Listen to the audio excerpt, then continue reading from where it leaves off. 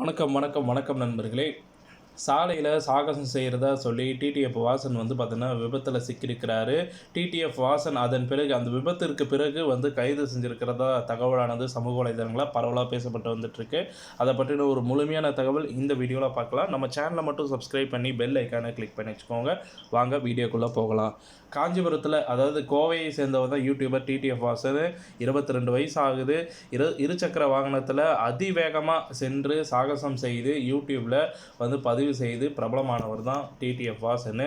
அவர் தற்போது மஞ்சள் வீரன் என்ற படத்தில் ஹீரோவாக களமிறங்கியிருக்கிறாரு.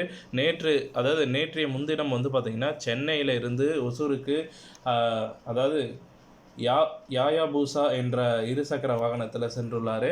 அப்போது காஞ்சிபுரத்தில் அடுத்து பார்த்திங்கன்னா தாமாக அந்த பகுதியில் செல்லும்போது முன்ஜாக்கிரதை காரணமாக பார்த்திங்கன்னா தூக்கி வீசப்பட்டார். அதுவும் வீலிங் செய்து தூக்கி வீசப்பட்டதாக சொல்லப்படுகிறது.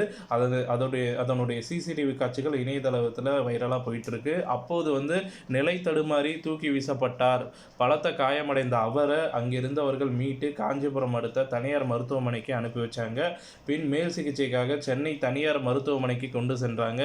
தலைக்கவசம் மற்றும் உயிர்காக்கும் உடைகள் அணிந்திருந்ததால் உயிர் தப்பினார். இருப்பினும் அவர் கை கால்களில் காயமடைந்து கட்டுப்போடும் அளவுக்கு பார்த்திங்கன்னா சென்றுள்ளதாக சொல்கிறாங்க. வாசன் தொடர்ந்து இது போன்ற ஆபத்தான முறையில் பைக் பயணம் செய்வதை வாடிக்கையாக வச்சிருக்கிறாரு. இது தொடர்பாக அவர் மீது ஏற்கனவே பல வழக்குகள் இருக்குது. நேற்று காயமடைந்த நிலையில் வாசனின் ஓட்டுநர் உரிமத்தை ரத்து செய்ய வேண்டும் என சமூக ஆர்வலர்கள் பலரும் குரல் கொடுத்து வந்துட்டு இருந்தாங்க. நேற்று முன்தினம் நடந்த விபத்து தொடர்பாக வாசன் மீது வழக்குகள் பதிவு செய்யப்பட்டுள்ளன.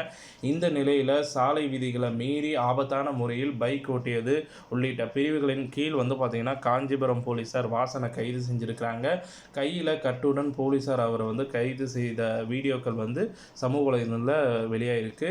இத்துடன் இந்த செய்தி தகவல் முடிவடைகிறது. இந்த செய்தி தகவல் உங்களுக்கு பிடிச்சிருந்தா நம்ம வீடியோவை லைக் பண்ணுங்கள், ஷேர் பண்ணுங்கள். மறக்காமல் நம்ம சேனலை சப்ஸ்கிரைப் பண்ணி பெல் ஐக்கானை கிளிக் பண்ணி வச்சுக்கோங்க. நன்றி, வணக்கம்.